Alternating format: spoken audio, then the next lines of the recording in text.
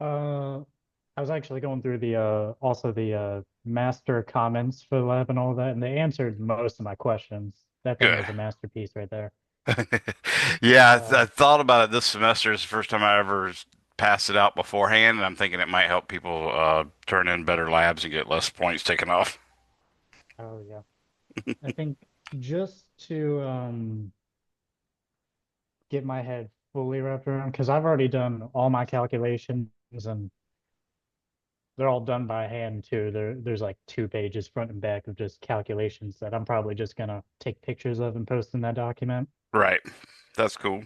Um, but the 1/2 G, hmm is that supposed to be to 2 decimal places, even though with the sig figs of dividing by time? Yeah, so with dividing by time, you should have had it to the nearest hundredth of a second, and you couldn't have Mhm. been any more than a point 0.6 to point 0.7, so you only got two sig figs. So that's pretty much all you can do. And of course, half G is 4.9, so hopefully that's Okay. enough.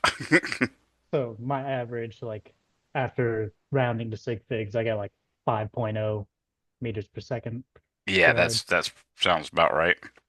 Okay. I remember in your video you're saying you're trying to shoot for about 4.95, and that was my average before rounding. I was like, oh, okay, great. Yep, everything went well then, huh? Oh yeah. Used one of the little cat ball toys instead of a golf ball. I didn't have one of those, and that was a pain though because they started chasing after every time I dropped it. Oh, yeah, exactly. The cats are funny. I just watched about 30 videos this morning on Instagram for just cats being funny, and this was a bunch of cats carrying their babies, and oh my God, it was so hilarious. Poor little fellas. It was so bad I had to send it to a friend of mine and said this was her if she was a cat mother. I also love the cat videos where people are singing a Oh yeah. ridiculous song over it. Yeah, it's funny. I'd never had any cats before until I met my wife, and she had only had cats, never really had too many dogs. And man, I just found them really way more convenient than dogs. I love my dogs too, of course, but it's just kind of nice having as my friend described it, like a really cool, laid back roommate is what a cat is. Oh yeah, they just leave you alone, for except for rare occasions. Yeah, that was the other video I saw this morning was cats waking people up in the middle of the night going crazy. So that always cracks me up. I've had that happen a couple times myself. Yeah, my fiance, she gets up at 5. She leaves at 7, but we have like reverse sleep schedules almost. Like I'll go to bed at like 3 a.m. just hmm because I'm in the zone studying at that point. Right. And I won't wake up until about 10 a.m. hmm But once she leaves, the cats, I wouldn't even call it meowing. One of them barks and it sounds like a turkey. It's horrible. Mine starts. My wife normally gets up around 5:36, somewhere around there, and my cat will start right about 4:30, 5 o'clock, and just meow, meow, meow, just wanting food. And then every now and then she does this weird thing. She goes wah wah wah wah wah wah. It's almost like a I don't know like a baby going yum yum yum yum yum or something like that. I've never heard a cat made such a sound. So You've got to record that and post that. That'll get that'll get a lot of views. yum yum yum yum yum yum. You can never catch her. That's the only thing is like she'll do it, and then you walk up to film her, take a picture or something like that, and she's gone. So, anyways, yeah, that's fun. Any other questions you got, bud? Uh, Not trying to rush you or anything. I got nothing but time. I just make sure I don't, don't take up all your time believe by talking about so. meaningless stuff that I enjoy. But I think it all just comes down to like preferences. Like, is it fine since all the tables in our lab already have the units marked? right. Is it fine to still like rewrite the units and all the squares and all of that? Yeah, if you give me the units again, that's not a problem. I don't mind that at all. If you didn't have it marked and you didn't put the units in, then that would be a problem. Or if you had it marked, then you don't have to put the units. So that's fine. So yeah, either put the units in parentheses at the top of the column or the left-hand side of the row, or put them in the individual boxes per unit. So, but if you do Yeah, both, I don't care. I believe that's about it. I think Don't I just forget have to anything you do. type in, remember to put that in a color font other than black. That's the one thing I always take off for because the way I do it is I don't, I've been teaching these labs and they don't change too much from year to year, but I've been teaching them for a while, but you still forget, exactly what part of the text came with the lab. So if you type something in, I have to think about it for a couple seconds unless the font color's other than black. Then I'm like, oh yeah, yeah, this is clearly something the student added. Oh yeah, all my stuff is Times New Roman, different fonts, There you go. bumped it up to 10, and then it's like a bright blue, but it's That's cool. easier to read. Yeah, I like the blues. They're kind of nice. There's a nice medium blue, and then there's a sort of a darker blue that I like too. All of those are good. Oh yeah. For some There's reason I have some my bad Microsoft Word. purples. Oh yeah, there's some bad purples and yellows that really will just and greens for that matter that'll really jack up your vision. But as long as you don't use those, I don't mind. No. And How's class oh, going other than the lab issues you were just talking about? Do you having any problems with homeworks or anything? no problems. I know the just the homework, not the conceptual part, but the regular one. Mm-hmm. I think the nine required took me like 3 hours to do. That's a little But longer than normal, but that you probably learned a lot from it, and it might mean subsequent chapters will go a lot quicker because of it. oh yeah, I also write down everything I do and all the reasoning, so I usually take longer. Gotcha. Like going through the textbook, That's I a got I got a lot of notes. Got it. I gotcha. That's actually a good thing to do, but you also got to keep it in check. I'm OCD, and I think to some extent that might be, part of the reason why I ended up not finishing my PhD was I put a lot of extra work into things that weren't meaningful because they were OCD for me. Like I can't open a book and just start reading from chapter 6 or something. I gotta read from the very beginning or nothing, and I can't, read without taking notes, and I can't try to fill in the gaps and everything. And all that stuff just led to more and more time consuming stuff that made it hard. And then my PhD advisor sort of orphaned us. So that was sort of the last straw. But, well, that and I Yeah. was, the job market was horrible. So I was already looking for something to get out just because I was afraid of not being able to have a job even if I did finish my PhD. So. But Hmm. yeah, keep that in check. But it is a good thing. I owe all my quote unquote success, as limited as it is. I owe all of that to my OCD. But at the same time, I owe most of my failures to my OCD too. So try to keep it Hmm. in check, but also try to keep it nourished. Oh yeah, I found the textbook really easy. What really killed me on the homework was the order of magnitude question, just sort of like wrapping your brain around that Hmm. and how to go about it. But specifically on the homework, like you had some hints and all of that, and I fell back onto those when I really needed it, but like you still also had to use your computer to look up like about where this was. Yeah, and I want to just to let you know, one, the major error that students were making on that homework set where a lot of them weren't reading the bold print. I want to say the small print, but it was actually bold print, where they tell you to just submit the superscript or the exponent instead of the Yeah. whole number. And they That said caught that up a on couple of every students. question too. Yeah. Exactly. So I caught that, but the other thing is, there is some line, like obviously knowing the square footage of the Pentagon is something that I don't expect you guys to know, but something I do expect is like if I hold up a textbook or a set of textbook at the front of the classroom and you look at the sides of it, I would expect you could estimate the thickness of the number of pages in centimeters. So that's the kind of stuff I don't want you looking up, or I don't want you looking up the diameter of a penny, or the thickness of a penny, or the number of beats your heart makes per minute. I think these are all things that you guys should be able to either figure out roughly or already know just by looking at it. And I made a point in my class using some stuff that Larry Weinstein over at ODU taught me, was one way you can do it. Like if you're trying to guess something, let's say for instance you really don't know how big a quarter is. So if we're doing a calculation where you're trying to estimate the number of quarters that could fit in a box or something, then you might want to know the diameter. Well, what you do is you try orders of magnitude. So if you're wanting to do this in centimeters, for instance, you can say the order of magnitude is a tenth of a centimeter. Nah, that's clearly way too small because a tenth of a centimeter is a millimeter. That's like a little bit thicker than a fingernail, right? Then you try 1 centimeter, and you're like, that's still a little small. But then you try 10 centimeters, that's way too big. So what you do is you find those two values, the small one that's a little too small and the big one that's a little too big, and then you do what's called the geometric mean. So you multiply 1 centimeter times 10 centimeters and then take the square root, and then that gives you a good estimate to use as the diameter of the actual quarter. So, and it turns out, square root of 10 is approximately pi. That's another thing Larry Weinstein taught us to use, which is kind of neat. But anyways, so you're going to say it's basically 3 centimeters. That's not bad for a quarter. It's actually a little smaller than 3 centimeters, but that's a good order of magnitude.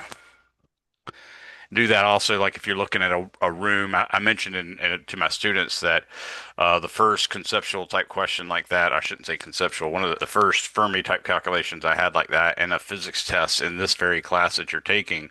I came into my test and I'd never been asked such a question before, but I really liked it. And my instructor, who later became my master's advisor, said, "How many houseflies can you fit in this room?" So you just literally estimate the number of house flies you could fit in the classroom that we were sitting in. So I had to estimate, the width of the classroom, the length of the classroom, the height of the ceiling, and then I had to come up with estimates of the size of a individual house fly and then do the calculation. And of course, that was all, writing it down, telling them what I'm assuming and all that. And, you get full credit for it as long as you make reasonable assumptions. But that's the kind of stuff you need to be able to do. Estimate in meters, the size of a room or the height of a ceiling or something like that. Yeah, Uh, those were pretty sensible, and I feel like in the textbook they had a bunch of examples too while going through it, and so like the ones where you didn't have to look up the data, it was also mentioned in the homework, like, oh yeah, it's basically redoing the stuff in the textbook. So, okay. exactly. That helps. Yeah, and stuff like, how many times was a human heart beat during a lifetime? Those are good things. But I expect, to some extent, students should know off the top of their head. Yeah, the average human lives, at least in the United States, to be somewhere between 70 and 80. In fact, I think the current average for the United States is like 74 or something like that, whereas some other countries are 80, some other countries are 83. But knowing that's helpful, knowing that your heartbeat is normally around 70 beats per minute on average during the day. Maybe it gets down to like 50, 60s while you're sleeping, but something like that. And then another thing that I use, I tell my students that the number of seconds in a year is pi times 10 to the seventh. You can do that calculation yourself, and you'll see it's like 3.15 times 10 to the seventh seconds. So it's pretty close to two sig figs to say pi times 10 to the seventh seconds in a year. But that's just another approximation that comes in handy. I also tell them a meter is, it's about 39 and an eighth inches or something like that, but that's roughly the height of a doorknob. Uh, a centimeter is roughly the width of a staple, and the millimeter is about the thickness of a staple. So that helps them better understand the SI system and those units. No, I think that covers all my stuff. I might, I think I just need to tidy up my little notebook with all the calculations, just paste them on there, and then it's good to go. That's cool. Sounds good. I appreciate you coming and everything. It's nice having big chunks of time. That's what you need also if if you go in to get your master's or something like that, you're going to have to do research. And the real thing that you need most of all when you're doing research is big blocks of time, uninterrupted, where you can sit down and just do stuff for 4, 5, 6 hours straight. Okay.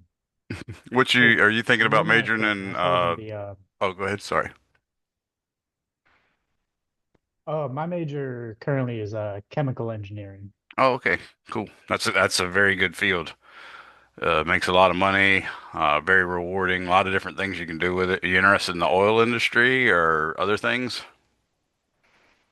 Uh, yeah, a little bit. Energy for sure. I'm still halfway debating between chemical and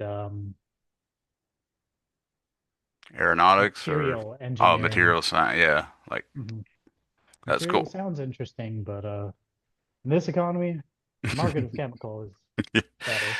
It's going to get more too. I mean, that's like the whole Greenland thing that's going on right now is basically everybody wants rare earth elements and they need those rare earths specifically so they can make a lot of electronic componentry Mhm. using magnets and stuff of that sort. So, material science is a very lucrative career possibly, but you more or less have to live in a urban area as opposed to, neighborhoods and stuff like that. It's kind of hard to find a chemical engineering job or a materials engineering job unless you live in a city. But Mhm. there are engineering is just applied physics. I love it. I worked as a civil engineer. I worked as a structural engineer, and I did quite a bit of electronics engineering, but never had any degrees in engineering. All of it's just been physics. But I do like it. It's like I said, it's applied physics. It's great stuff. I think one of the engineering professor, or specifically like one of the transferring people, said, so people without an engineering degree can do engineers' jobs and they do it well because they don't overthink. And then it was like, especially within like the when you start splitting off the engineering disciplines and all of that, Right. other disciplines do that your specific discipline better, and it will be Yeah. vice versa. And that's the one thing with engineers is they really have a narrow area of expertise that's really deeply understood. Whereas if you go for physics, you have a broad area, but in some places it's not deep enough to be an engineer. So you have to really take an interest in it. But that's how I got into civil and structural engineering. Is I happen to be interested, and I used to build houses anyways. Or I say build house. I used to work on crews that build houses. I was never the lead or anything, so I was always interested in that kind of stuff. And I had read a lot of lateral loading books and textbooks on wood structures and steel structures and foundation design and geotechnical. So it was a pretty easy transition from physics to that. Even though when I first got in there, I didn't get to do any structural engineering, which is what I was interested in. I had to do all wastewater stuff, but that turned out to be really easy. Wastewater is fairly straightforward. It's all linear. Nothing's, even as complicated as quadratic, much less, anything worse than that. So it's that was pretty good. Just had to read Metcalf and Eddie, a big old book about that thick. Oof. Yeah, take a little while, but Yeah. can go one last question that suddenly had popped up in my head. I think Okay. I scrolled over it. Um, when it comes to the final calculations, okay, and sample calculations, Hmm. like the way I've been doing it, like those useful numbers, I've just been boxing them in with the number and the units, percent All right. sign. Do you also want the specify the equal sign as well in that box, just to show like, Yeah, just show, here's the variable equals, here's the quantity with the units on it, that sort of thing. okay, And the main thing with the sample calcs is every type of calculation you do, I need one of. So, like for instance, if you're, doing an average for, I'm trying to remember what we measured in that first one. Oh, when you do an average for the individual G values, if you actually show me that as a sample calculation, then any subsequent averages you calculate in the lab, or even any previous ones in the lab, you don't have to show me sample calculation for that, even though they were averages of entirely different quantities. So h over t squared is a calculation all by itself. That's something you got to show me an example of, and then you take all those results of h over t squared, you do an average of that, and then you're covered for averages. If you did one sample calculation for percent error, you don't have to do any other percent error calculations. The same thing with percent difference. So as long as you get all those, you should be good. now yeah, that actually adds another question real quick. I did an average calculation Um, well, I guess that's specific to the oscillation since it's 10 oscillations, one oscillation. Yeah, that's another one. For instance, just dividing by 10, that's a whole different type of calculation. So that would be a sample calculation that you'd put in. Because you basically averaged it out in some sense by recording or by measuring the time period from the beginning of the first period till 10 periods later. That gave you an amount of time. Then you take that, divide it by 10. That's a calculation that you obviously hadn't shown before. So you showed me that calculation. Good thing also to remember with calculations is you're welcome to typeset it with Word because the equation editor in Word looks really nice and it's kind of fun to play with, but I don't want you wasting any time doing that. So if you find it even remotely time consuming, just do your calculations by hand, take a photograph of them, and then insert it in your Word document. Okay. I think I just need to do basic average for circumference and diameter for one of Yep. them, and that That's a typical covers calculation everything. too. Yep. Okay. That is all I have. Well, that's cool. I appreciate you showing up. Yeah, I appreciate your Uh, time today. No problem. And remember, I always have the office hour as well at the 6:50 time period, Monday through Thursday. I tell everybody get there by 6, 30, 6:30, or excuse me, 6:40, something around there, 6:35. That's just in case the class ends early, but I never let the class end early. I almost always try to keep them late. But as long as you're there before I let the class go, then I can use it as an office hour as soon as we finish. Okay. If I have All right. any questions, I'll definitely hop in tonight. That's cool. Thanks, Riley. I appreciate it. I did find a couple errors, and I wrote it in the description of the YouTube video where I posted last time's class. So everybody check that out. I was remembering off the top of my head that oxygen was the eighth element, but I was forgetting that that meant that its atomic mass unit was actually 16, not 8. And nitrogen wasn't 7, but 14. So I was off by a factor of 2 on the masses of the O2 molecules as well as the N2 molecules. So I ended up using like 16U for the mass of the O2 molecule when it's supposed to be 32U. And I used 14U for the nitrogen molecule when that's supposed to be 28U. So make sure y'all correct that in your notes. I completely apologize for doing it. I didn't even look at the periodic table. If I'd looked at the periodic table, I would have immediately saw it. But funny thing is, I'm sitting there in class Wednesday and teaching, and I look up and I was like, "Ah, oh, crap! I completely did those two calculations wrong." The physics is all right, but your instructor's kind of a goober with trying to remember molecular weights off the top of my head, or atomic weights in this case. Actually, it is molecular. All right, well, time's up. I guess we should go ahead and get started. I'll ask one more time. Anybody have any specific questions before we get cracking? All right, I'm going to start off by sharing my screen from section 18.3 where we're talking about ideal gases versus real gases. So I just wanted to give you a little intro to that because some of that stuff comes in handy a little bit later when we're talking about van der Waals equation and the Clausius statement or the Clausius equation of state. So let's go ahead and get started with that. I'm going to share my screen, make sure I've got it on the right screen. Yes, I do. I'm going to share this one right here. All right. So this is what we're talking about, real gases and changes of phase. I'm going to go ahead and put the chat window open so in case anybody chats me an answer or chats me a question, I'll catch it. What we have down here in figure 18.4 is a graph of pressure versus volume. That's a PV diagram. PV diagrams are really useful, but if you plot the ideal gas law, you're basically plotting P times V equals a constant because it's obviously PV equals nRT for an ideal gas, and N is a constant. If you have a fixed amount of gas, in other words, a fixed number of moles, R is automatically a constant. And then in this case, I have four curves, A, B, C, and D.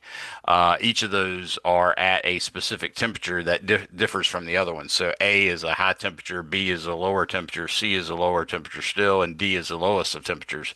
So that's what this diagram represents. And additionally, The dotted lines that you see on A prime and B prime, those are the actual ideal gas equation lines, whereas the solid line is a real gas. So it's important that you understand that. One thing I want to point out to you is there's two ways of analyzing how this ideal gas line differs from this real gas line, or this ideal gas line differs from this real gas line.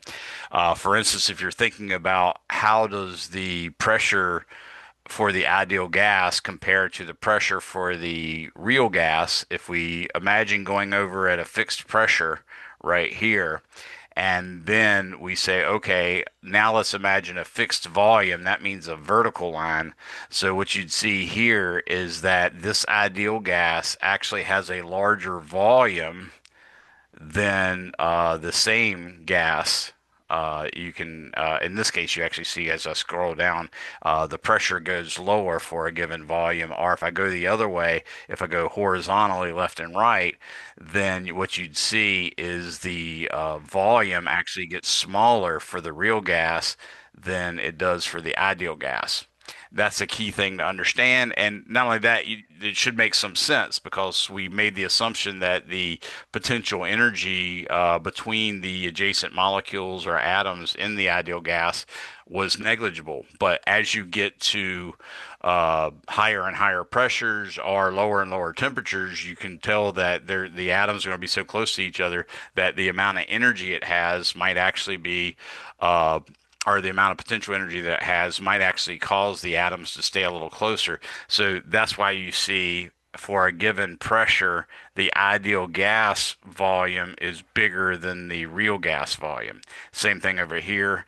Now, additionally, you can consider what about how does the pressure change for a given volume? And what you'd see in this case, for a given volume, this volume right here, the real gas, or excuse me, the ideal gas has a much higher pressure than the real gas, and that's just because it's vertically above it. So the real gas actually has a lower pressure, but that's also consistent with the idea that the other atoms and molecules in the gas are attracted to the molecules and atoms that are bombarding the sides of the surface of the container, and that's what makes the pressure. But if you have that attraction to those other molecules, that pressure is going to be a little bit less. So these graphs show that. They also show that as you get lower and lower temperature, the curve changes significantly. So here it's almost like a hyperbola. As you see, the A prime would be quote unquote the hyperbola, whereas the solid graph doesn't actually match it so well. It's hard to tell which one's which on this one. Over here, it's not so hard to tell. You can clearly see that B with the dashed line turns into a parabola, but this little part right here is definitely not part of a parabola. And that's what helps you remember that that's the line for the real gas. So, as you notice, when the temperature gets lower and lower and lower, as we go, for instance, from A to B to C, there's this neat little point of inflection right here, and that's actually going to be the critical point. And you can see this deviation, how the solid line moves to the left of the ideal gas line, and how the solid line moves to the left of the ideal gas line. The same thing's going to happen here for equation C and for equation D, but instead it does this extra little bit. Well, this part right here is the line that goes right through the critical point for this liquid vapor. So in this case, we're actually talking about a arbitrary graph of some ideal gas versus a real gas.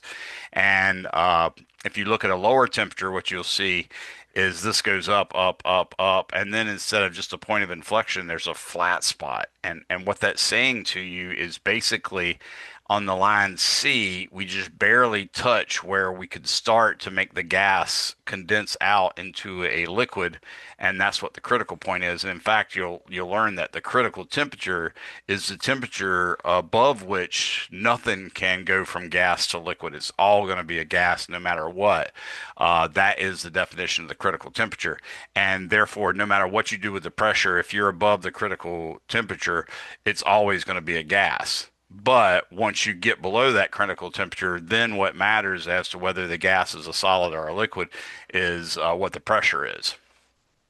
Here you can see with line D, basically what's happening is the pressure goes up, pressure goes up, pressure goes up, pressure goes up as the volume decreases, which is what we expect by Boyle's law. Pressure and volume are inversely related.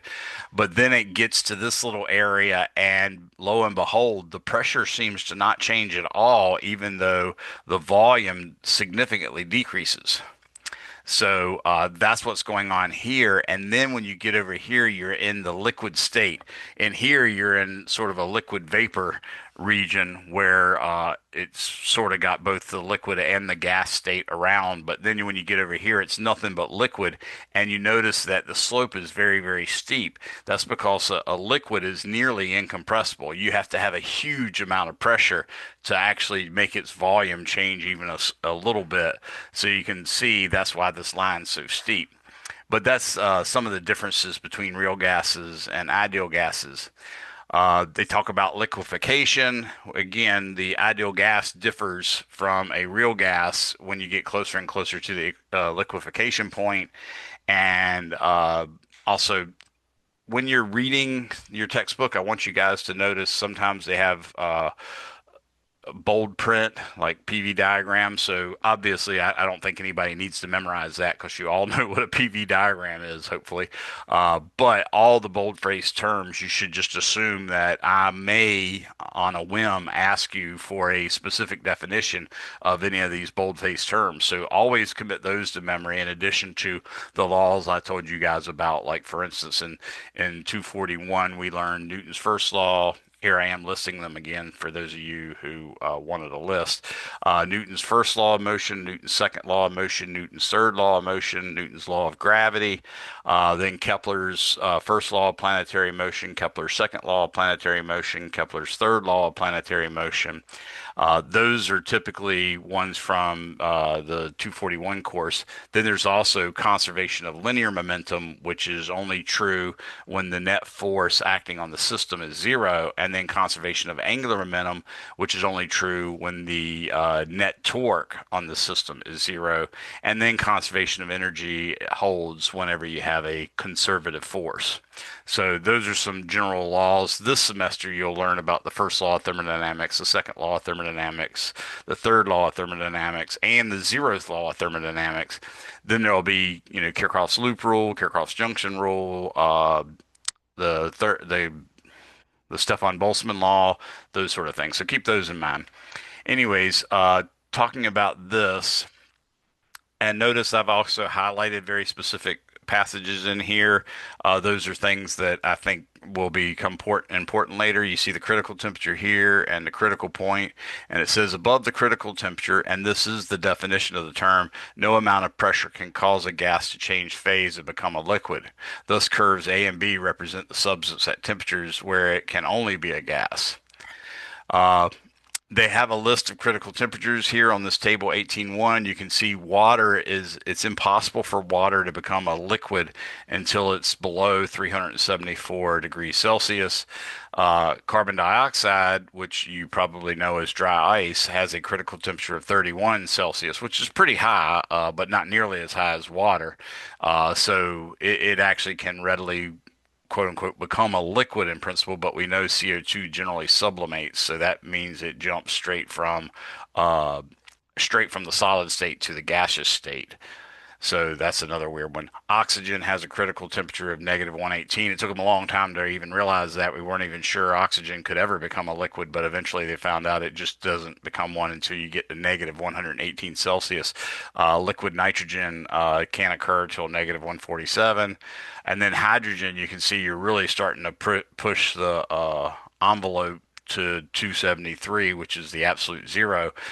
So negative 239 is when hydrogen can become a liquid, and helium is negative 267 before it become a liquid. And they are listed with it with their critical pressure. So you see that not only is the critical temperature relevant, there's a critical pressure associated with it too. Uh, Another definition that comes in handy, it might help you, for instance, to know the difference between a gas and a vapor. A substance below its critical temperature in the gaseous state is called a vapor. Above the critical temperature, it's called a gas. So that's the difference between a vapor and a gas. They also use a PT diagram. This is pressure versus temperature, and that's also called a phase diagram. And it's called a phase diagram because that's where you see the changes of phase. So you can look down here. This is a phase diagram for water. This line right here is the equilibrium line between liquid and vapor water. So what you're looking at basically is a boiling point line. So this little red line right here is the boiling point for water at various pressures and temperatures. So you can see, like we always expect, at 1 atmosphere, which is what we normally run into on planet Earth, the boiling point of water is 100 degrees Celsius, and you see clearly 1 atmosphere hits the liquid vapor line at 100 degrees Celsius. You also can see that the critical point for water, that 374, which occurs at 218 atmospheres, you cannot get any liquid water until you get below that 374. And of course, it's critical at the 218. There is actually states above here, and your book talks about how it's actually kind of a weird state where the substance acts somewhere between the behavior of a liquid and somewhere between it and the behavior of a solid. So that's what this region right here represents. Whereas if you look over here, this whole green section is solid, and this would be your sublimation line. So this is a plot of temperature versus pressure for your sublimation points. But this is for water, not carbon dioxide. So yes, water does sublimate, but you can see it doesn't sublimate until you get at least to 0.006 atmosphere. So you got to get it at extremely low pressure. Once you get an extremely low pressure, then it can actually sublimate at zero point zero 0.01 Celsius degrees. You can see it does it for other values as well over here.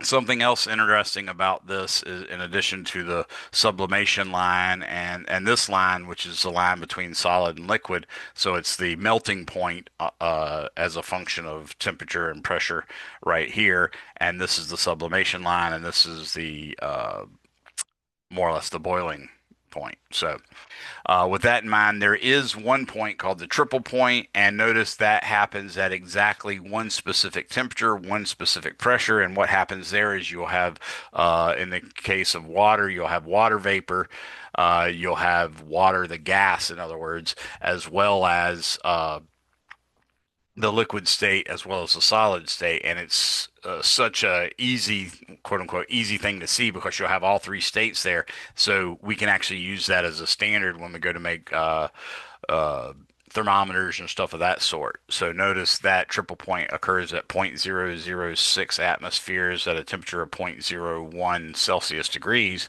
But notice how this curve, the sublimation line, breaks off into the boiling point line and the melting point line, but the melting point line actually goes up and to the left, whereas this one down here goes up and to the right.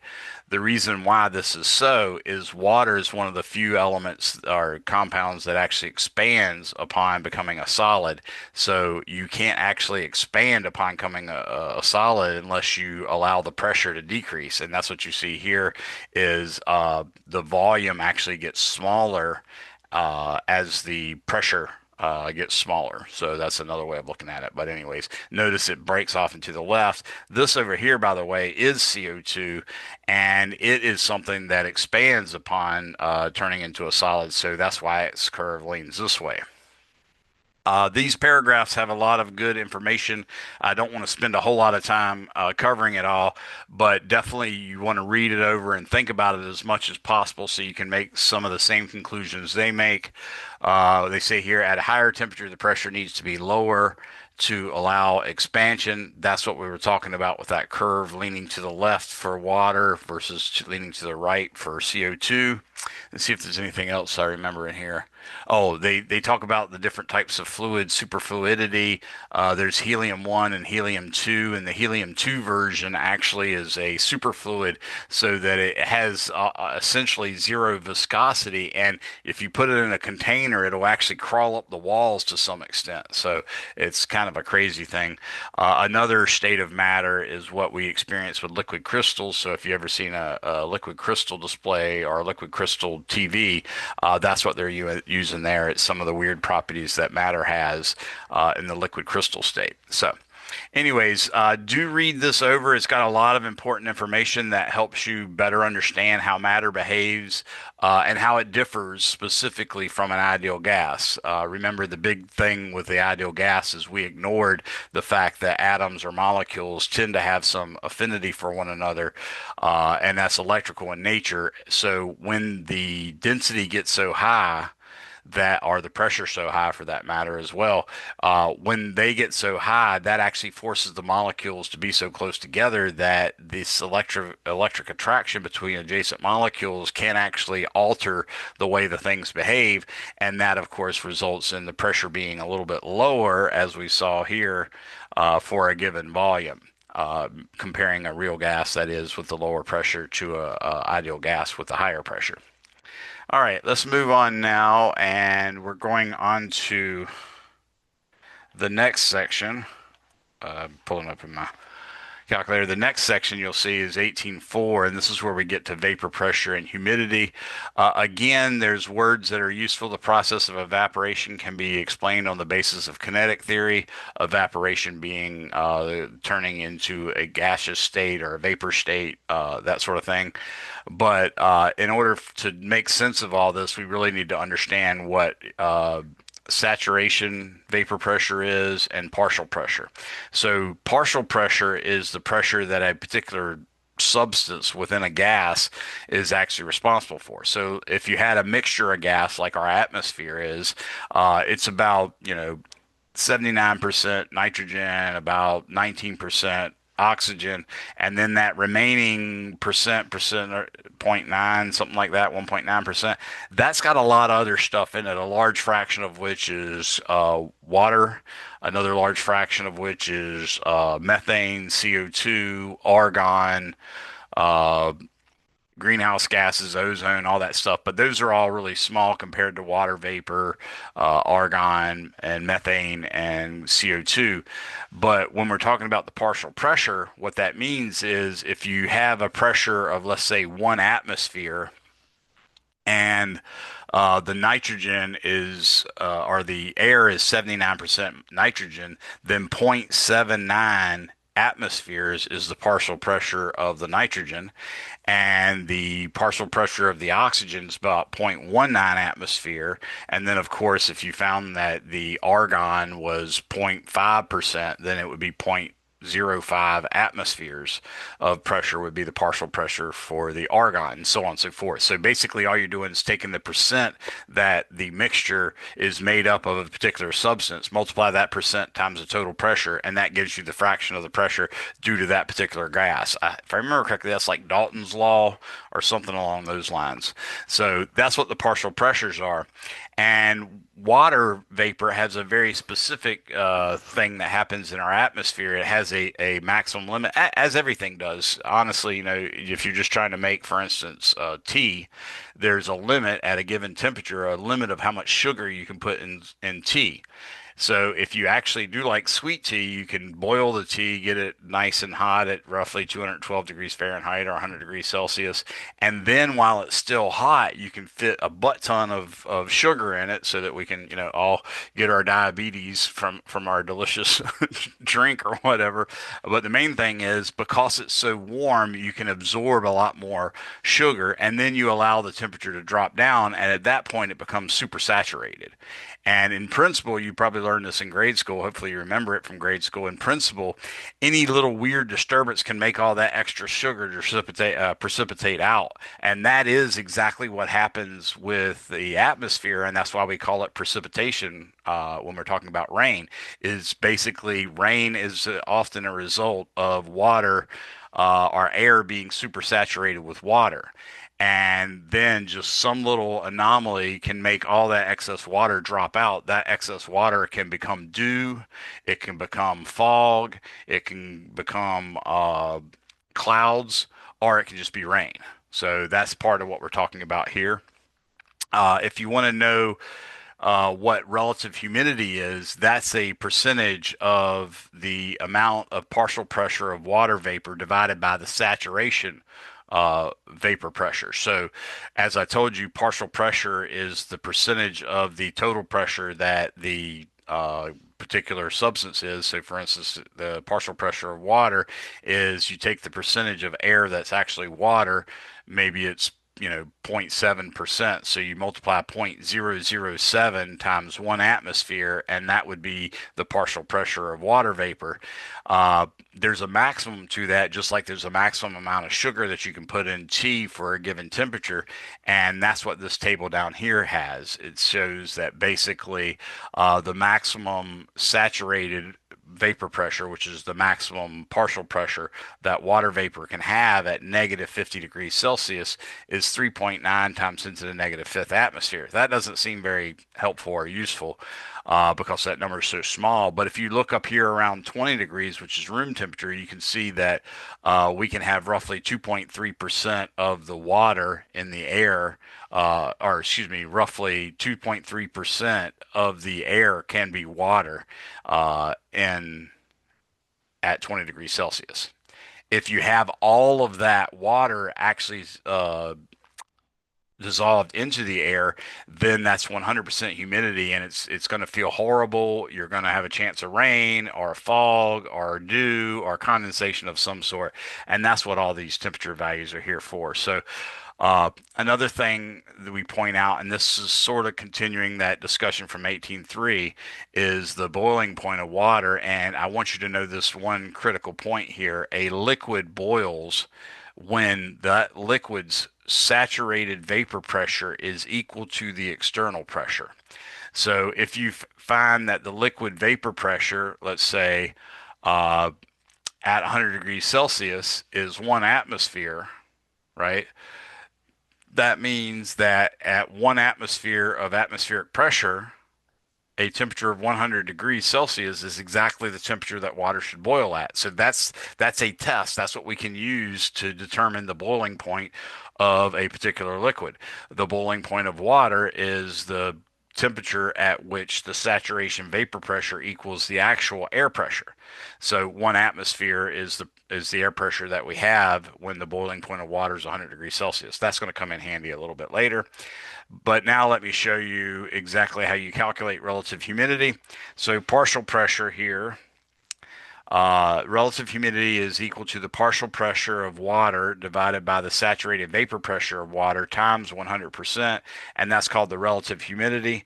I have a document open. I'm going to go ahead and turn it to the next page. I'm going to stop sharing this and start sharing my iPad now so I can do the calculation for you. So let's share my iPad screen. Anybody have any questions? I'm talking a lot here, but I want to make sure you guys feel like y'all can ask me questions. I don't want to just sort of steamroll you.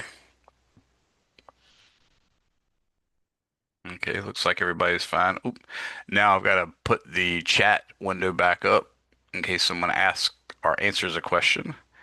Looks like most of you have chatted me your first and last name. If you haven't, please do that. We're going to start off with example 18.5 now that I've given you the explanation of how and how the relative humidity is defined and shown you the table. It says if the temperature is 28.0 degrees Celsius and the partial pressure of water vapor is 0.031 atmospheres, what is the relative humidity? Note, according to table 18.2, and this is a point I made on here. I wrote note according to table 18.2. I want you guys to understand that just like in 241, the book gives you tables of density and coefficient of linear expansion, stuff like that. Whenever you're facing a physics problem in this class that requires one of those numbers, they're expecting you to go to the table in the book. Or if the book doesn't have a table on that, then you have to Google it or something along those lines. But normally the book will have it in some table in the appendix or something like that. So, in this case, they're saying if the temperature is 28.0 degrees Celsius and the partial pressure of water vapor is 0.031 atmospheres, what is the relative humidity? And it says, note, according to table 18.2, the saturated vapor pressure at 25 degrees Celsius is 0.031 atmospheres, and at 30 degrees Celsius is 0.042 atmospheres. So I'm doing a little bit more advanced than the problem that the book gave you. I think that problem in the book is like 18.6 or 18.7. In my reckoning from the examples I made up, it's only 18.5. But I wanted to make this a little more advanced because we're looking at a temperature that's 28 degrees, which is neither 25 nor 30. So I wanted to show you guys how to interpolate between the 25 and 30. So that's what we're going to do now. So what we know is solution. Oops, I should probably make sure my pencil's ready to write. Solution requires us to know that the relative humidity, which I'm just going to call RH, is the partial pressure of water divided by the saturation vapor pressure of water. And just like you do with percent error, you say times 100 and then you put a percent symbol on the end. So what I need to know is I know the partial pressure of water, and that is pp is equal to 0.031 atmospheres. Notice the table is in atmospheres and pascals. You can use either one that you want. Oftentimes, it's just a lot easier to use atmospheres. Now, the big thing is we need the saturation vapor pressure. And if you looked at the table 18.2, it only gave you a vapor pressure for 25 degrees Celsius. And I'm checking the table right now just to confirm 25 degrees Celsius is 0.031, so I did copy that correctly. And then 30 degrees Celsius is 0.042, and that therefore I've done that one as well. So what I need to figure out is what is the saturation vapor pressure of H2O at 28.0 degrees Celsius. Well, what you realize is we're going from 25 to 30 and we want 28. Notice the difference between 25 and 30 is 5, and we're going 3 up from that. So we need to go 3/5 of the way because 28 minus 25 is equal to 3, and 30 minus 25 is equal to 5. So we can see that 28 is 3/5. Oops, excuse me. I don't know what I was writing there. I turned into a 2 all of a sudden. It's 3/5 from 25 to 30. It's 3/5 of the way, in other words. Okay. So what I'm going to do is I'm going to take the difference between the two readings. So the saturated vapor pressure at 25 degrees Celsius is 0.031 atmospheres, and the saturated vapor pressure at 30 degrees Celsius, and actually they're giving you that to, actually no, they only gave it to 2 sig figs. So it might only be good to 2 sig figs. It might even be good just to 1 sig fig. But at 30 degrees Celsius, this is 0.042. So what I do is I take 0.042 minus 0.031 and I get 0.011. So that's the total difference in atmospheric pressure between the saturation vapor pressure at 25 and the saturation vapor pressure at 30. So I want to do 3/5 of that quantity above the saturation vapor pressure at 25. So if I take 3/5 and multiply that by 0.011 atmospheres, then I'll get, let's pull out my calculator, 0.011 times 3 divided by 5 gives me 0.0066. Now that's way beyond the sig figs that I have, but I for making it as correct as possible, I'm going to go ahead and keep that 0.066 and add it to the partial pressure or the saturated vapor pressure of 25 degrees Celsius. And so what we're going to do here is I'll take the 0.031 atmospheres and I add to that 0.0066 atmospheres. And that gives us 0.0376 atmospheres. And technically, we're wielding an extra sig fig here, so I should underline this extra sig fig in any case. Really, it's not an extra sig fig at this point right here where I multiplied because I had 3/5, which really is an infinite number of sig figs. Within the understanding that the 28 and the 30 or the 25 and the 30 are to an infinite number of sig figs, and I multiply it by 2 sig figs, so I should have 2 sig figs. The problem is when I add it, I only go out to the third decimal place with my 0.031, so that's why the 0.0066, that little part right there, when I add it, I can't count that. So it's technically still a sig fig when I get ready to add them, but after I've added them, it's not there. So now I have to take this new saturated vapor pressure and calculate the relative humidity. So the relative humidity is going to be the partial pressure that we have, which is 0.031 atmospheres. And I'm going to divide that by the saturation vapor pressure that I just interpolated. That's 0.0376 atmospheres, and then I'm going to multiply that by 100 and slap a little percent symbol on the end. So I'm going to take 0.031 and I'm going to divide that by the answer that I previously calculated, which is 0.0376.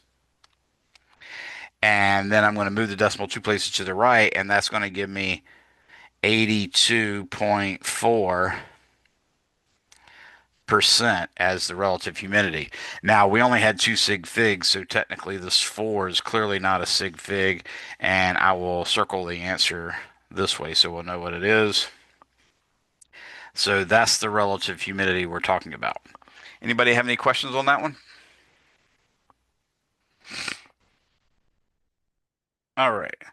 So there's something else that we're going to do now with this relative humidity formula, and this is something you've probably all noticed. I usually preface it once we've covered chapter 21 by asking my students, have you ever noticed that during the winter, as you walk, often you'll go to grab like a doorknob and it'll shock you? That's the exact same reason. It turns out during the winter, the air gets really, really dry. And what we're asked here in this example 18.6 is why does our skin feel dry on a cold winter day? So what I'm going to do is imagine a rather humid cold winter day and then imagine that air with exactly that amount of dissolved water in the air, bring that into a room at 20 degrees Celsius and calculate the relative humidity then. So let's do that. So let's assume, for instance, that we have a negative 10 degrees Celsius. So assume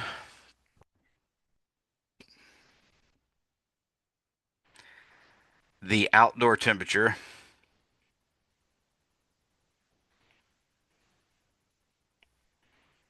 is negative 10 degrees Celsius and that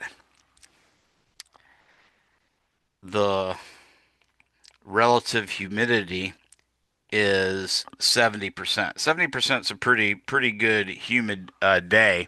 That's where it's starting to get uncomfortable during the summer, anyways. But what that means is that the partial pressure of water in the air is 70% of the vapor pressure of the saturated vapor pressure. So that means the partial pressure of water is equal to 0.70 times. Now I'm going to refer to the textbooks, table 18.2. And table 18.2 says on a negative 10 degrees Celsius day, the vapor pressure is 2.6 times, or the saturated vapor pressure is 2.6 times 10 to the negative third. So that's 2.6 times 10 to the negative third atmospheres. And of course, if you multiply that times zero point 0.7, we get 2.6 times 10 to the negative third times zero point 0.7. That gives us, lo and behold, 0.00182 atmospheres is the partial pressure of water in that air.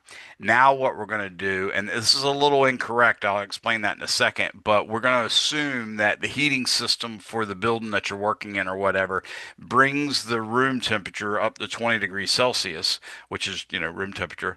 But it's going to take that exact same air that you were breathing outside and feeling outside and bring that in with exactly the same amount of partial pressure. So if I do that, now what is the relative humidity? If the relative humidity is low, then we have an explanation for why the air is dry. Whereas if the relative humidity is high, then we haven't answered the question. So now, what is the relative humidity?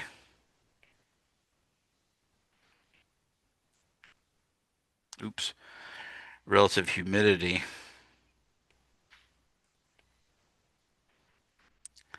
for this same air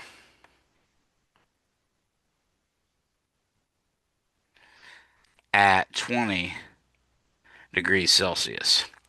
So relative humidity, of course, is the partial pressure, and I've been writing this RH. So relative humidity is the partial pressure divided by the saturation pressure. So the partial pressure is that figure we just calculated, 0.0182 atmospheres.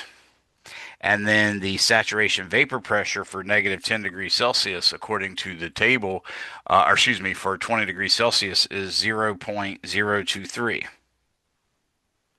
So that's 20 degrees Celsius, 0.023 atmospheres, like that. And then I multiply by 100 and then slap a percent symbol on it. So 0.00182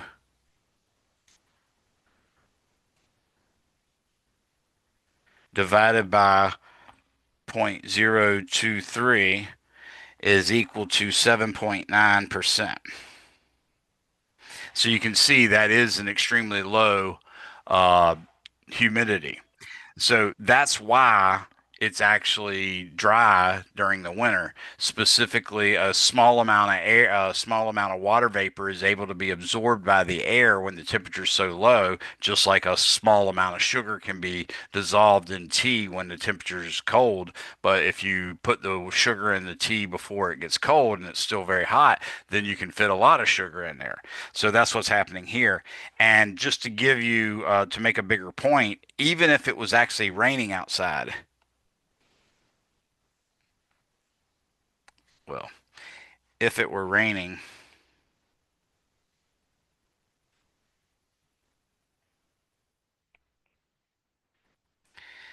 outside, then the partial pressure of water would be equal to the saturation vapor pressure at negative 10 degrees Celsius. And we found the saturation vapor pressure was 2.6. So that's 2.6 times 10 to the negative third atmospheres. Now, if we take that quantity, so we're literally talking about a rainy day in the winter when it's negative 10. Obviously, that's probably not going to be rain at negative 10, but the main thing is there's a butt ton of water in the air, and it doesn't matter anyways because once we bring this temperature up to 20 degrees, now we're going to have a relative humidity that's given by relative humidity is equal to 2.6 times 10 to the negative third atmospheres divided by the saturation temperature at, or the saturation vapor pressure at 20 degrees Celsius, which is 0.023 atmospheres.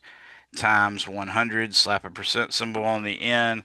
When I do that, I say take 2.6 times 10 to the negative 3 divided by 0.023, and you see that I still only get 11%.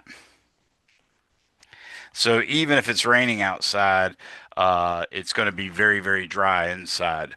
Anybody have any questions on that one?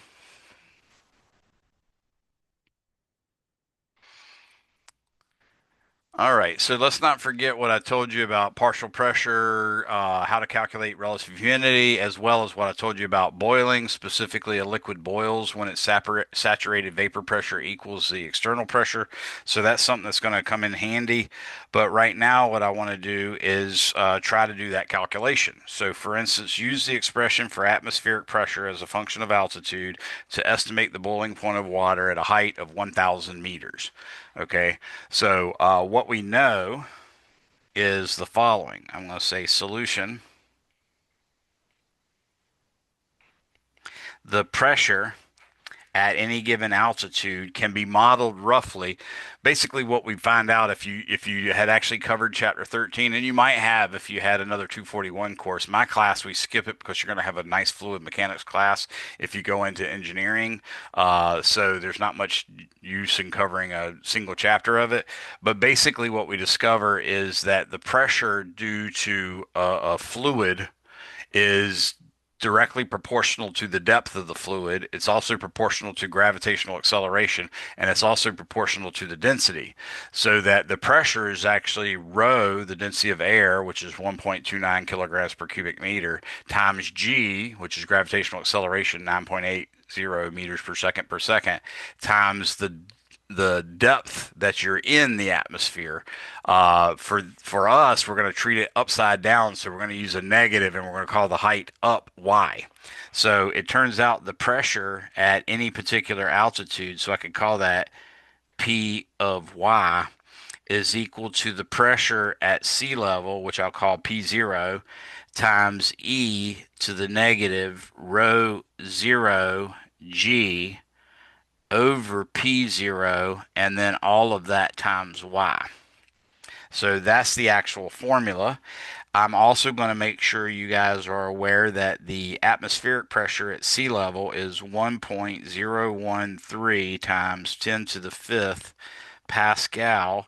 Remember, a Pascal is a Newton per square meter.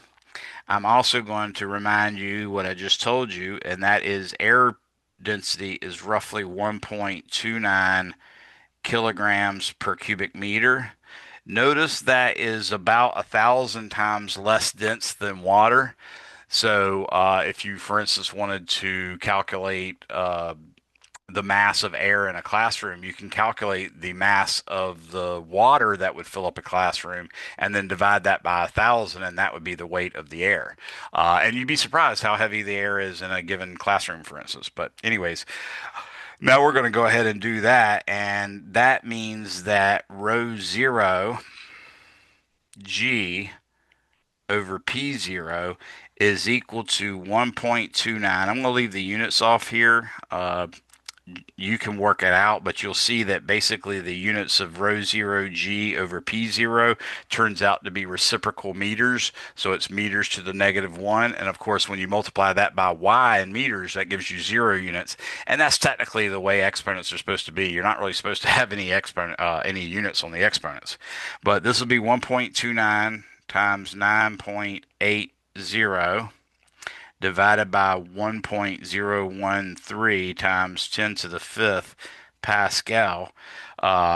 So when I calculate that, I end up getting 1.29 times 9.8 divided by parentheses 1.013 times 10 to the fifth, close parentheses. That gives me 1.25 times 10 to the negative 1, 2, 3, 10 to the negative fourth, and that's meters to the negative 1 power. So now I can say that the pressure as a function of altitude y is equal to 1.013 times 10 to the fifth Pascal times e to the negative 1.25 times 10 to the negative fourth reciprocal meters times y. Now, you can also, for ease, you could also choose to put this as 1.00 atmospheres.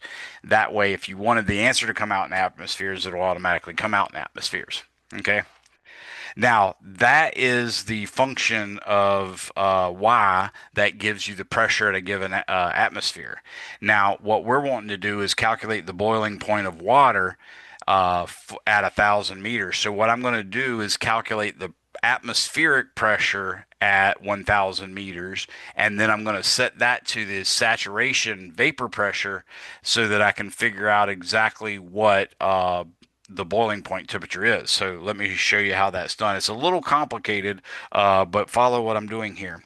So first off, I'm going to say, oops, I didn't mean to write that in red. I'm going to say the pressure at 1,000 meters is equal to, and I'm going to do this in atmospheres, so I'm going to go ahead and write that as atmosphere instead of pascals. That's going to be E to the negative 1.25 times 10 to the negative fourth. I'm pretty sure that's the right figure. Did anybody verify my calculation on that? Anybody get the same thing or a different thing? Oh, I Yeah. just looked at the book. Yeah, good. Oh, thank you. So this is meters to the negative 1 times 1,000 meters. You can see what's going to happen is basically by multiplying it by 1,000, you're going to get like 0.125 up there. So now I can take and say E raised to the negative. Now I'm going to take one, I'll put this in parentheses. I'm going to say 1.25 times 10 to the negative 4 times 1,000, close parentheses. And now I'm going to take that and multiply it by 1 atmosphere, and that gives me 0.8825 atmospheres. Now, that's, obviously too many sig figs. At least three at best is what we could do, maybe two, but that's what the actual or what the actual pressure is at 1,000 meters. So now what I'm going to do is say, okay, I need to figure out where that pressure falls in as a saturation vapor pressure. So I look at table 18.2.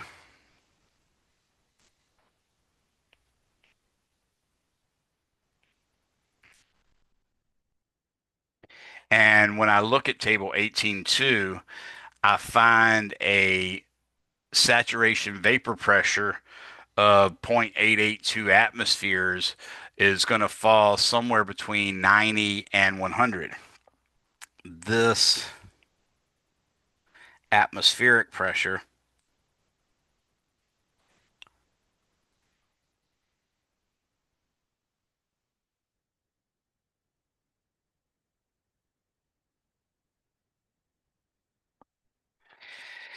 is the same as some saturation vapor pressure between 90 degrees Celsius and oops and 100 degrees Celsius, because saturation vapor pressure at 90 is equal to 0.70 atmospheres, and at 100 degrees Celsius, the saturation vapor pressure is equal to 1.00 atmospheres. Like, duh, right?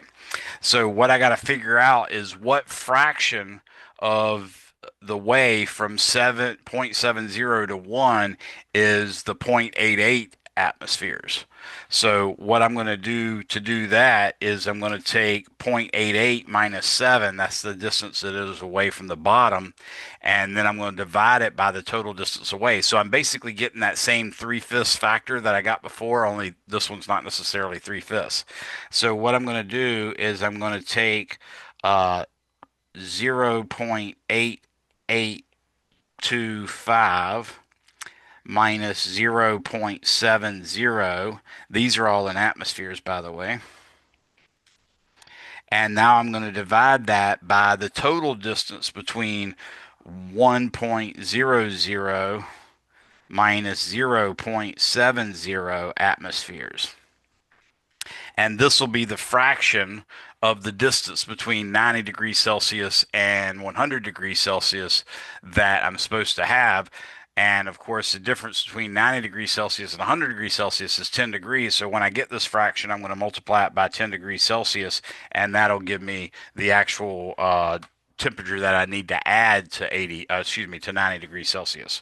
So I'll take 0.8825 minus zero point 0.7.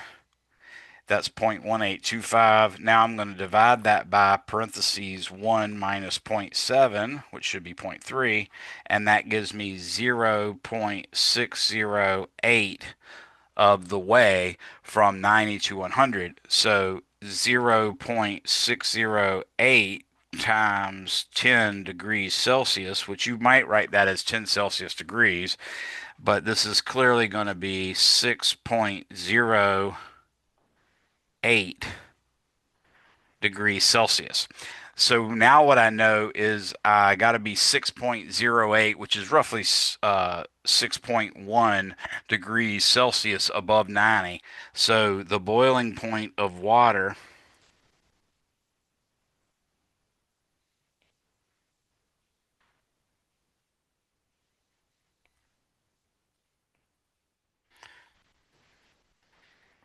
at 1,000 meters of altitude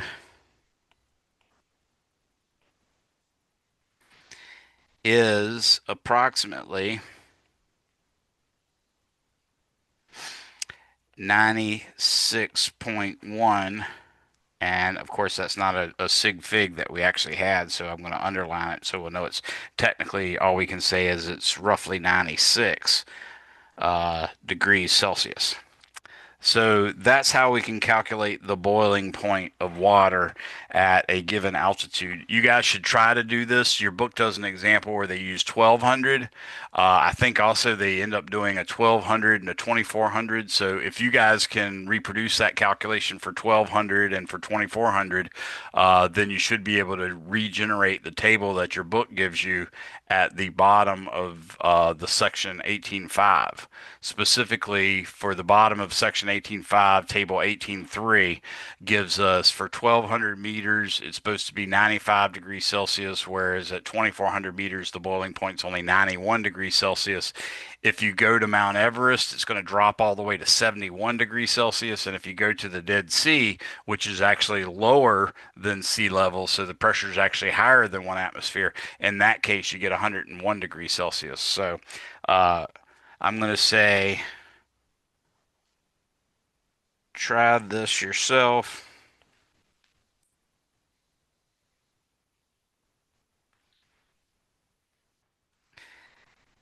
and compare to table 18-3. Okay. One of the rules that we used, at least when I was working in engineering, and I'm sure they still do it now, is they always tell you, never use an equation you can't come up with yourself, or never use a table you can't make yourself, that sort of thing. Same thing here. If you're trying to make use of this table to find the boiling points of water, you should know it well enough to figure out how to calculate it. Again, this is all based on a theory, and actually, to be honest with you, the theory of how atmospheric pressure changes with altitude is not completely correct. It does exponentially decay, like this shows, but it gets really kind of wacky once you get to the upper atmosphere, and sometimes the pressure gets really high and then really low and does all sorts of weird stuff. So it's not quite as simple as this, but this is a good good first order approximation, at least if you're staying within, 3,000 meters of the surface of the Earth, or let's say maybe 2,500 meters might be better. Anybody have any questions on that? All right. So I want to talk to you about a attempt to correct the ideal gas law. So what we know, for instance, is the ideal gas law and those real graphs versus ideal gas graphs that I showed you a few minutes ago suggested that because the individual atoms or molecules had an affinity for other atoms and molecules, it's not unreasonable for us to expect that the actual pressures might be a little bit lower for a given volume. And one way you might account for that is, and another thing, we saw that the volume was actually smaller. Okay, so the actual volume that you had for a given pressure was actually a little bit smaller than what we expected from the ideal gas law. So first off, I'm going to say imagine if we are getting to where the density of the gas is so big that the individual molecules are an appreciable fraction of it, then we need to take that into consideration. So, what we might think is the ideal gas law was PV equals N times R times T. If we assume if we assume that the volume per mole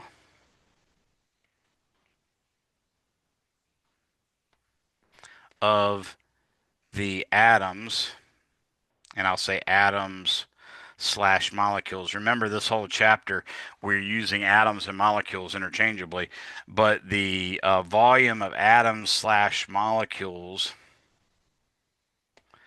per mole is B, then we only have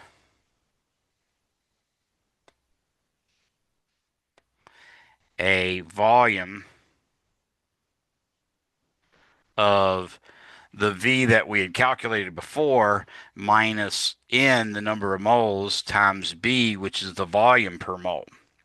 So with that in mind, we can change the ideal gas law to P times V minus NB is equal to N times R times T. And that works pretty well, but it turns out it's a little nicer if you divide both sides by N. And when I do that, I get P times V over N minus B. This is the volume here. Times, or excuse me, equals RT. And that's one version of an approximation that's a little better than the ideal gas law. This is called the Clausius equation of state.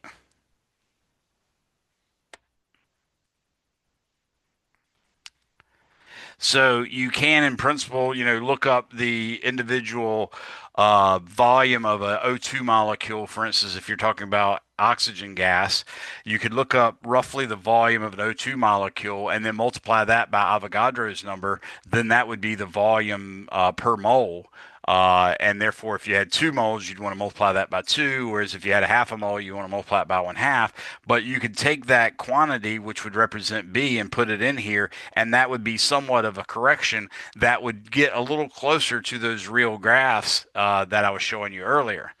But there's another thing that happens. We just accounted for the relationship between the lost volume that you have as a result of the individual atoms or molecules in the gas, but we haven't accounted for the fact that the pressure is going to actually change. Because remember, the pressure is going to change because the atoms and molecules, as you get closer and closer together, they're going to actually have an affinity for each other. And atoms and molecules closer to the center of the cube that you have the gas in, uh, those are all going to pull the atoms or molecules as they get closer to the edge. They're going to pull on those to try to make the pressure lower. So we expect the pressure to actually decrease. So to make that correction, what we're going to do is say, well, let's imagine for a second that instead of the regular pressure P, we're going to have the regular pressure P from the ideal gas law. Remember, PV equals N times R times T. We can solve for the pressure as N times R times T over V. So that would actually work, but we found a new version for the volume. So instead of that, I'm going to use the volume as we found from the Clausius formula. So I'm going to say P is equal to N times R times T, but instead of V, I'm going to say divided by V over N, that's the volume per mole, minus B. Okay. Now, what I want to do in addition to that is I'd like to subtract a small quantity from that to account for the extra pressure or the decrease in pressure that you're going to experience as a result of the affinity of the other molecules to the molecules closest to the surface. So if we let's say we use a quantity A that we're going to subtract from it, and that's just going to be a proportionality. But what we're going to do is we're going to take and imagine, for instance, the number of atoms per unit volume, or the number of moles per unit volume, and multiply that by some constant that we might be able to determine experimentally. Then that would work. So what we do is we go ahead and take A and then we divide it by the volume per mole. So just like we had the number there again, we're still going to use volume per mole. But what we're going to do is imagine that it's actually going to be one layer closer to it and then another layer closer to it. So you're going to get sort of a squared effect. And instead of V over N, we're going to have V over N squared. That is actually what the or this is actually what the van der Waals equation is. So now I can go ahead and solve for P, or actually I can write it more like the ideal gas law by bringing the A term over to the left with P. And when I do that, I get P plus, in this case, I could write it as N over V on the top, or I can write it as V over N on the bottom. I'm going to keep it as it is. So I'm going to write P plus A over V divided by N, quantity squared. Put that in brackets. That's my new term to represent the pressure. And that results in a slightly decreased pressure. And then I'm going to take my new term for the volume, which is now going to be the volume divided by the number of moles by B. And then all of that is just going to be equal to RT. And when I do this, I have van der Waals equation. So that is a improvement over the ideal gas law. It's not that easy to deal with. You have to actually experimentally determine the constants A and B, even though you can theoretically guess at the B. The A is kind of a little bit more complicated. You really got to do that experimentally. But it's called Vander. Notice the first V and the der are both lowercase. Waals, Waals equation. Now, I will tell you that I do like scuba diving, and that was one of the things I used to do. And I wanted to be a mixed gas diver, so I wanted to use like nitrox and try heliox and all those different things. So I read a bunch of books on that, and come to find out, even when you're going as far as just mixing hydrogen, or excuse me, extra nitrogen or extra hydrogen or something like that in your air mixture instead of just straight air that's just at a higher pressure, you can do that. For instance, you can increase the amount of oxygen, decrease the amount of nitrogen for nitrox, because the nitrogen is what sort of gets you a little intoxicated when you're at depth. But in so doing, the ideal gas laws don't work so well. So they actually teach you van der Waals equation in there. But to give you some expression, I mean, I'm just saying that so you'll know that the van der Waals equation is something that we even use at the technical level. It's not just for upper echelon academia or anything like that. I will tell you that for CO2,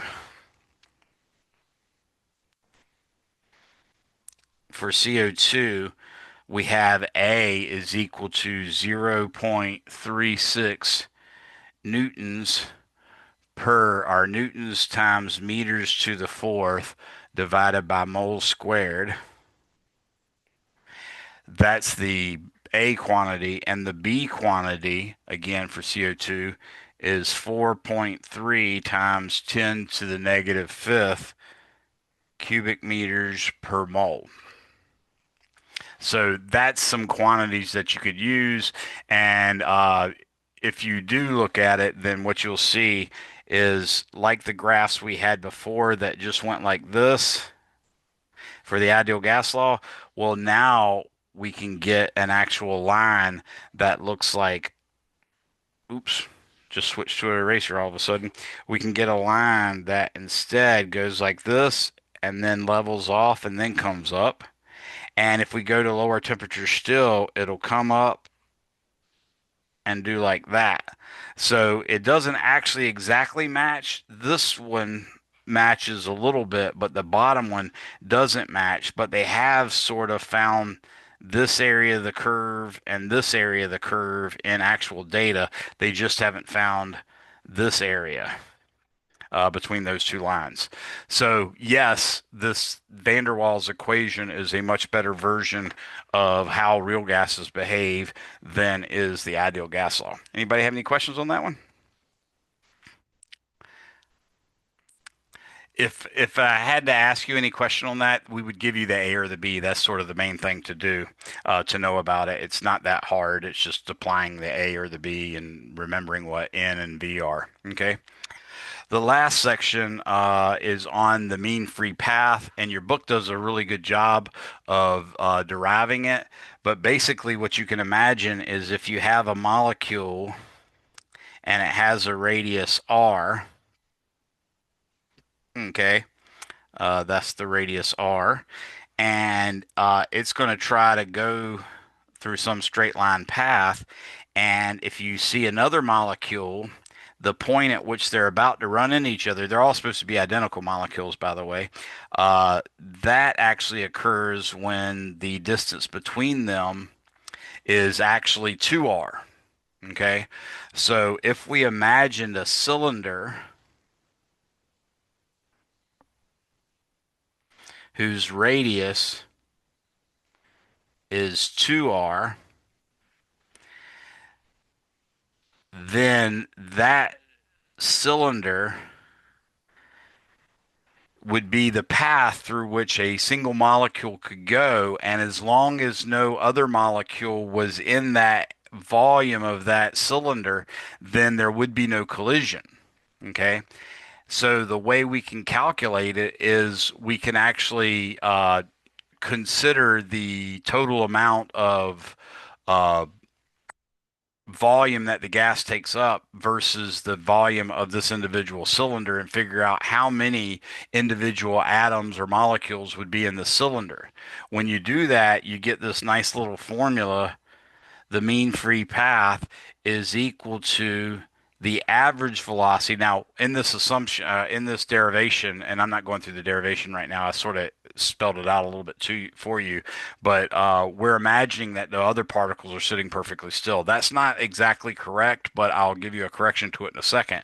So the distance the particle is going to travel, or the distance the molecule is going to travel in a time delta t, is v bar delta t, and then that mean free path, the L sub m that I'm talking about, is going to be inversely proportional to the density of the actual gas that you're dealing with. So the N over V is going to be in the bottom because it has to be inversely proportional. And then if I multiply that density of the gas by, density meaning number of atoms per unit volume, if I multiply that by the volume of the cylinder, then that'll give me the number of molecules that are actually in there that I could run into. So I will multiply this by the volume of that cylinder, which is pi r squared times v delta t. But the r, of course, is technically 2r, so I'll put 2r in here, square that, and then the length of that cylinder, of course, is v bar delta t.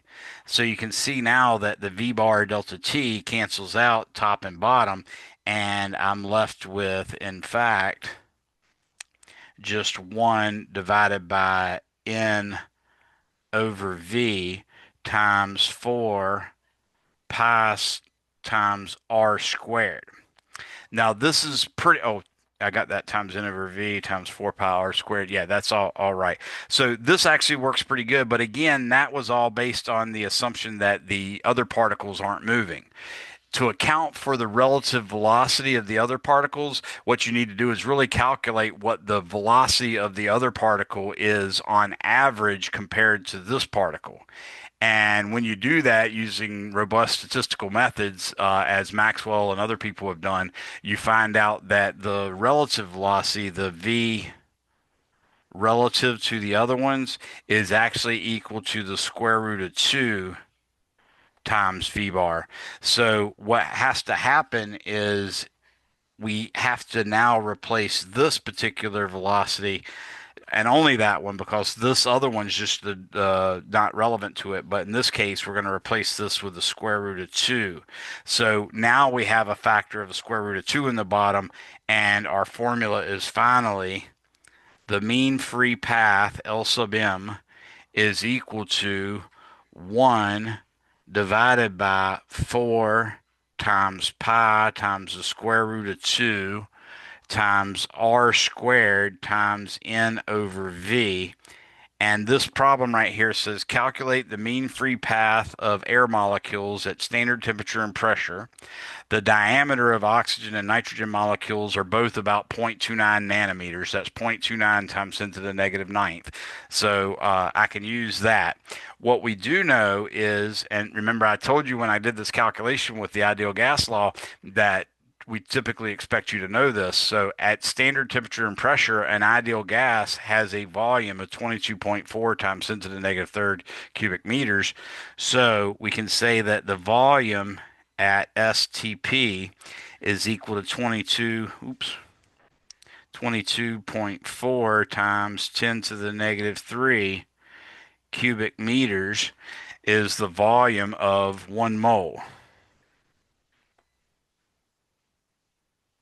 So that means N over V, which is the number of particles per unit volume, is 1 mole, which would be Avogadro's number, divided by 22.4 times 10 to the negative third.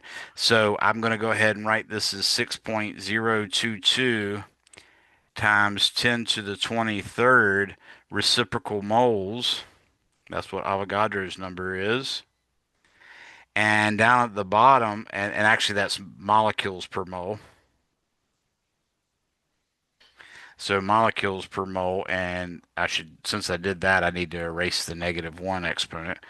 So Avogadro's number in this case means molecules per mole, and then I'm dividing that by 22.4 times 10 to the negative third. In this case, it's cubic meters. So ultimately, we're getting molecules per cubic meter. For the result, if I take this and do 6.022 times 10 to the 23rd and divide that by 22.4 times 10 to the negative third in parentheses, I get 2.69 times 10 to the 25th molecules per cubic meter. So now I can calculate the mean free path by taking 1 and dividing it by 4 times 3.14159, more than I needed, times 1.414, that's also more than I needed, times, now I'm going to write 0.29 times 10 to the negative ninth meters, but remember that's the diameter. So I actually want the uh, radius, so I'm going to multiply that by 1/2, and then I got to square all that, and then I've also got to divide by the 2.69 times 10 to the 25th molecules per mole. So this will ultimately give me the result. I'm going to say 1 divided by parentheses 4 times 3.14159 times 1.414 times parenthesis zero point 0.5 times 0.29 times 10 to the negative 9, close parenthesis. I'm going to square that and then multiply that by the answer that I just calculated and then close parentheses, and that gives me about 9 times 10 to the negative 1, 2, 3, 4, 5, 6, 7, 8. I think I got 10 to the negative ninth on this, didn't I? No, it's 10 to the negative eighth. I was right. Okay.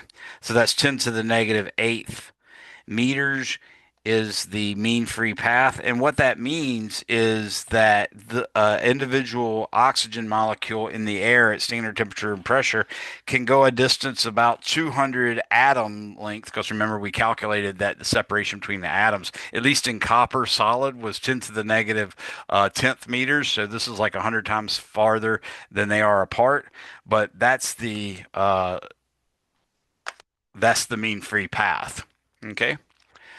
Now, the only remaining section in this chapter is diffusion, and I don't cover that at all, so we can just go ahead and skip that. We have now completed chapter 18.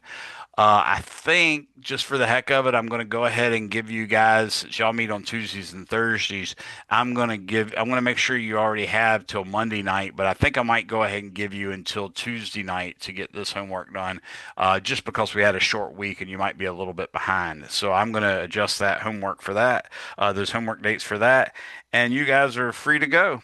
Thanks for coming, everybody. I'll wait for the last person to leave in case anybody has any questions, but make sure you chat me your first and last name if you haven't already. Thank you. Thank you. Appreciate you guys coming.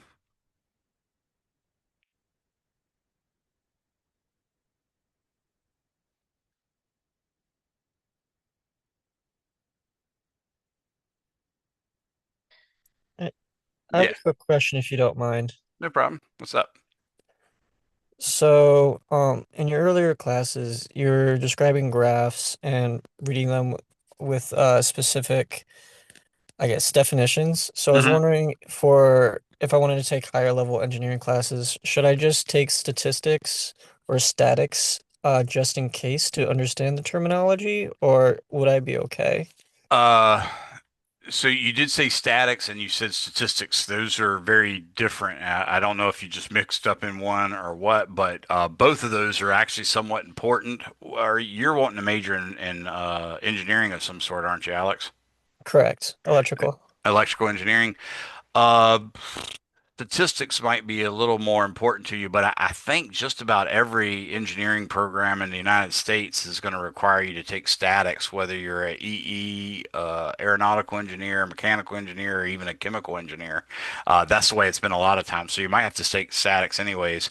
But I would definitely say taking a good regular statistics, just algebra based, that's extremely important. And then maybe if you have time, taking a calculus based statistics would be useful. But as a bare minimum, you definitely need that algebra-based statistics just so you can understand how to deal with scientific papers and stuff like that, which are a part of engineering as well. As far as statics goes, that's a wonderful branch out from what you do in physics, and you literally learn how to, like specify whether you're going to do use 2x8s or 2x10s to span a floor that has a 16-foot span and it's a bedroom or something like that. That's the kind of stuff you learn in statics. I find it very interesting, but if you're going for electrical engineering, that's probably not going to be that important to you. Whereas I suspect statistics might be a little bit more important, at least from a understanding of lab work standpoint. Oh, okay, that makes sense. Does that And make sense? would the main difference be like one would be around collecting data and the other one would be describing the world?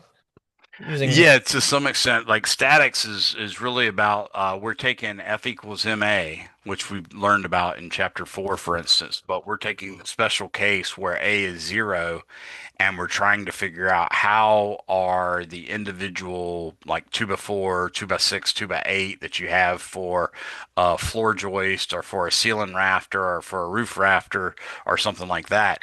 How are the stresses on that individual beam acting? Like there's somewhere where it's going to be under the most duress, so that if you accidentally cut a little chunk out of one particular part of a 2 by 10, then that 2 by 10 would fail. But if you cut it somewhere else, it might not matter at all. That's sort of what you learn in the statics part of it, in the statics course. And the dynamics is the second semester, and that's normally just a more advanced version of mechanics, like we did in chapters 4 and 5.